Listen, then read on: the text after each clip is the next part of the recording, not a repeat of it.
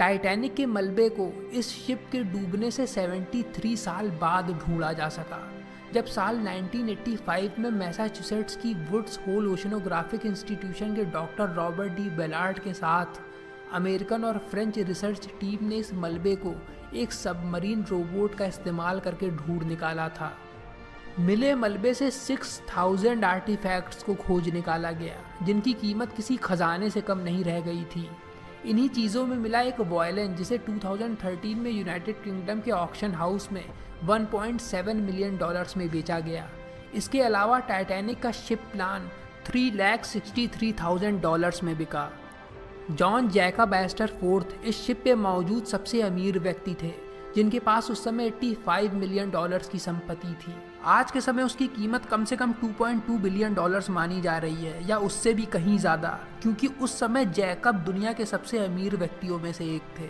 इसके बावजूद वो अपनी जान नहीं बचा पाए, और जब उनके मृत शरीर को पानी में तैरते हुए पाया गया तब उनकी जेब से एक चेन से लगी हुई घड़ी लटक रही थी, जिसके बाद इन्वेस्टिगेटर्स ने यह अंदाज़ा लगाया कि जॉन ने शिप से पानी में कूदने से पहले समय देखा था। जॉन ने इस दुर्घटना को सीरियसली नहीं लिया था और वो अपने परिवार के साथ शिप के जिम्नेजियम में मैकेनिकल हॉर्स पर सवार थे, जिस समय पहली लाइफ बोट को पानी में उतारा जा रहा था। जब जॉन की पत्नी को लाइफ बोट पे ले जाया जाने लगा तब जॉन ने पूछा क्या वो अपनी पत्नी के साथ जा सकते हैं, जिसका जवाब उन्हें ऑफिसर की तरफ से ना में मिला। उसने कहा जब तक सारी महिलाओं को शिप से नहीं निकाल लिया जाता तब तक कोई आदमी नहीं जा सकता। जॉन को आखिरी बार जिंदा अमेरिकन जर्नलिस्ट और मिस्ट्री राइटर जैक फ्यूट्रल के साथ सिगार पीते देखा गया था। बताया गया कि जॉन एस्टर को लाइफ बोट बाद में मिल गई थी, पर उन्होंने अपनी जगह 2 रोते हुए बच्चों को दे दी। उसके बाद उन्होंने एक लड़के की जान बचाई जब उसे उन्होंने एक लड़की की हैट पहनाकर लाइफ बोट पर बैठाकर भेज दिया।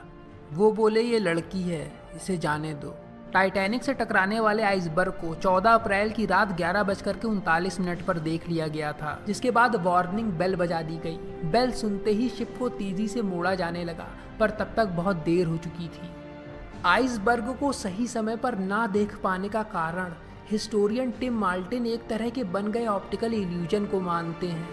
ये इल्यूजन रात के समय सुपर रिफ्रैक्शन से बना था, जिसका कारण उस रात बनी हुई एटमॉस्फेरिक कंडीशंस थीं। इसी वजह से आइसबर्ग एक कैमोफ्लाज की तरह तब तक नहीं दिखा जब तक शिप उसके काफ़ी पास नहीं पहुंच गया। आइसबर्ग के दिखने के बाद उससे शिप की टक्कर होने में सिर्फ 37 सेकेंड्स यानी 37 सेकेंड्स का समय लगा था। कुछ नए सबूत ये बताते हैं कि शिप के हल में लगातार आग जलाने से, जिसे इस सफ़र के शुरू होने के भी 3 हफ्तों पहले से जलाया जा रहा था, जो आग 1800 डिग्री फ़ारेनहाइट टेम्परेचर पर जल रही थी, उसने मेटल को कमज़ोर कर दिया था। इस आग को शिप के हल में जलाया जा रहा था। हल शिप का वाटर टाइट इनक्लोजर होता है, जो शिप में मौजूद कार्गो, मशीनरी और दूसरी चीज़ों को ख़राब मौसम से, पानी भरने से या शिप का किसी चीज़ से भिड़ने पर उसमें दरार पड़ने से बचाता है। ये जहाज़ बहुत तेज़ी से डूब रहा था। पहले ये 2 हिस्सों में टूटा, जिसमें बोw वाला हिस्सा 56 किलोमीटर पर आवर की रफ्तार से पानी के तल की ओर बढ़ रहा था।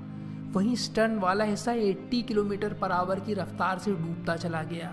टाइटैनिक के इस हादसे से पहले कई लोगों को इसका पूर्वाभास भी हुआ था। चलिए उसके बारे में कुछ बात करते हैं। फैशन राइटर एडिथ रोजनबाउम, जो टाइटैनिक की पैसेंजर थी, उन्होंने पेरिस में अपनी सेक्रेटरी से टाइटैनिक के साथ कुछ बुरा होना या भविष्य में किसी हादसे के होने के बारे में पहले ही अपना डर जताना शुरू कर दिया था। हालांकि उनकी जान बचा ली गई। एडिथ केबिन A11 में रुकी थी और वो सोने ही जा रही थी जब टाइटैनिक आइसबर्ग से जा टकराया। उन्होंने आइसबर्ग को अपनी केबिन की खिड़की से बगल से गुजरते हुए देखा। टाइटैनिक पर मौजूद एलिजाबेथ श्यूट्स हादसे से एक दिन पहले रात में काफ़ी बेचैन लग रही थीं। उन्होंने बताया कि 14 अप्रैल की रात को हवा में एक अजीब तरह की गंध को वो महसूस कर रही थी। इसी वजह से वो उस रात सो भी नहीं पाईं। उन्होंने पैसेंजर्स को बताया था कि वो महक उन्हें उस समय की याद दिला रही थी जब एक बार वो एक बर्फ से बनी गुफा के अंदर चली गई थी। वो टाइटैनिक पर फैमिली गवर्नेंस के तौर पे काम कर रही थी। उन्हें बचा भी लिया गया, जिन्होंने बाद में कहा कि टाइटैनिक में इतनी आलीशान चीज़ों की उतनी ज़रूरत नहीं थी जितनी लाइफ बोट्स और सावधानियों की आवश्यकता थी। विलियम एडवर्ड मिनेहन, जो यूएसए के विस्कंसिन शहर में डॉक्टर थे, वो इस सफ़र से पहले एक भविष्य बताने वाली फॉर्च्यून टेलर के पास गए थे, जिसने उन्हें बताया कि उनकी इस सफ़र में शिप पर मौत हो जाएगी, और उसकी ये भविष्यवाणी सच निकली। पर उनकी बहन डेजी और पत्नी लिलियन बची हुई आखिरी लाइफ बोट्स में से एक को पकड़ने में सफल रहीं और बच निकली। मॉर्गन रॉबर्टसन की नॉवेल फ्यूटिलिटी की कहानी टाइटैनिक दुर्घटना से बहुत ज़्यादा मिलती जुलती है, जिसमें उन्होंने टाइटन नाम के शिप के बारे में बताया है, जो दुनिया का अब तक का सबसे बड़ा शिप है। वो भी एक आइसबर्ग से टकरा जाता है, और वो भी अप्रैल के ही महीने में, और डूब भी जाता है। इस पे मौजूद आधे से ज़्यादा पैसेंजर अटलांटिक ओशन में ही मारे जाते हैं, लाइफ बोट्स की शिप पर कमी होने से। लेकिन ये कहानी टाइटैनिक से इंस्पायर्ड होकर नहीं लिखी गई थी, बल्कि टाइटैनिक दुर्घटना से 14 साल पहले लिखी गई थी, जो कि बहुत ही अजीब बात है। First class passenger Eleanor Elkins Widener ने मोतियों से बना एक हार पहन रखा था, जिसकी उस समय कीमत $2,50,000 थी। रेनॉल्ट कंपनी की एक नई लॉन्च की हुई कार टाइटैनिक कार्गो में खड़ी थी। लुइस किंग पोप टाइटैनिक हादसे में बचे आखिरी लोगों में से एक थी, जो 90 के दशक तक जिंदा थे।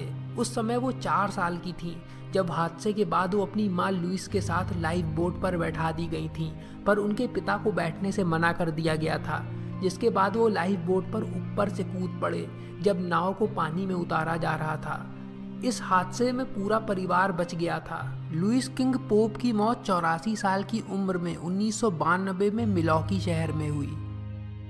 टाइटैनिक पर मौजूद सबसे कम उम्र की पैसेंजर मिल्विना डीन थी, जो उस समय सिर्फ 2 महीने की थी, और इसी के साथ सबसे लंबे समय तक जीने वाली सर्वाइवर भी, जिनकी डेथ 97 साल की उम्र में साल 2009 को हुई। इस शिप पर 12 कुत्ते मौजूद थे, जो फर्स्ट क्लास पैसेंजर्स के पालतू थे। उनमें से सिर्फ 3 ही बचे। टाइटैनिक पर जानवरों के लिए अलग से घर भी बनाए गए थे, और उनको रोज डेक पर एक्सरसाइज कराई जाती थी। कुत्तों के अलावा टाइटैनिक पर बिल्लियां थीं, मुर्गे, दूसरी चिड़िया और कई चूहे भी मौजूद थे। एक घोड़ा भी था, जो बैरन इग्नैट्स वॉन ग्लूकोबोजन नाम के एक अमीर व्यक्ति का था। ये रेस लगाने वाला घोड़ा था। जब शिप डूबने लगा, तब इसके मालिक बैरन ने कहा कि वो अपने घोड़े के साथ डूबना चाहेंगे, और वो दोनों शिप के साथ डूब गए। टाइटैनिक पर एक बिल्ली को भी रखा गया था, जिसका नाम जेनी था। इसे टाइटैनिक में मौजूद चूहों को खाने के लिए रखा गया था, पर वो भी बाकी जानवरों के साथ डूब गई। आखिरी रात टाइटैनिक पर फर्स्ट क्लास बैठक में सर्व किया गया डिनर 11 कोर्सेज में बटा हुआ था, जिसमें हर कोर्स में तरह तरह की वैरायटी की डिशेस थीं। फर्स्ट क्लास पैसेंजर्स को व्हाइट स्टार म्यूजिक बुक नाम की किताब दी गई थी, जिसमें 352 गाने थे, जिनकी रिक्वेस्ट यात्री शिप पर रखे गए म्यूजिशियंस को बजाने के लिए कर सकते थे। मारे गए करीब 1500 लोगों में सिर्फ 306 बॉडीज को ही उस बर्फीले पानी में ढूंढा जा सका। इनमें से कई सारी बॉडीज को कनाडा के हैलिफैक्स, नोवा स्कॉशिया ले जाया गया। कनाडा की हैलिफैक्स, स्कॉशिया नाम की इस जगह से टाइटैनिक का कनेक्शन था, जिसकी टाइटैनिक की कहानी में एक खास जगह है। न्यूयॉर्क में मौजूद white star line officials Titanic के आइसबर्ग से लड़ने के बाद भी पहले ये समझ रहे थे कि उस हालत में भी टाइटैनिक तैरते हुए किसी तरह हैलिफैक्स तक पहुंच जाएगा। इसी वजह से हैलिफैक्स के पास मौजूद पोर्ट्स और रेलवे स्टेशन की ओर न्यूयॉर्क से यात्रियों के रिलेटिव्स और इमिग्रेशन ऑफिशियल्स चल पड़े थे। हैलिफैक्स में पहुंचाई गई डेड बॉडीज की आज भी वहां पर कब्रें मौजूद हैं, और वहां पे maritime museum of the Atlantic नाम का संग्रहालय भी है, जहां पर टाइटैनिक के लकड़ी के बने आर्टिफैक्ट्स का दुनिया का सबसे बड़ा और शानदार कलेक्शन है। ये शिप अपना खुद का एक न्यूज़पेपर पब्लिश करता था, जिसका नाम अटलांटिक डेली था। इसे हर रात पब्लिश किया जाता था, फर्स्ट क्लास स्मोकिंग रूम में। शिप की इंटीरियर डिज़ाइन लंदन के रिड्स होटल से इंस्पायर्ड थी, जिसे 1906 में खोला गया था, और ये आज भी चल रहा है। इस हादसे में एग्जैक्ट कितने लोगों की जान गई थी ये कभी पता नहीं लगाया जा सका, क्योंकि सफ़र करने वाले कई लोग फर्जी नाम का इस्तेमाल कर रहे थे, और वो पता नहीं कहाँ से आए थे। इसीलिए सिर्फ आंकड़ों का अंदाज़ा ही लगाया गया है। टाइटैनिक पर सबसे पहली फिल्म इस दुर्घटना के 1 महीने के अंदर ही बना दी गई थी।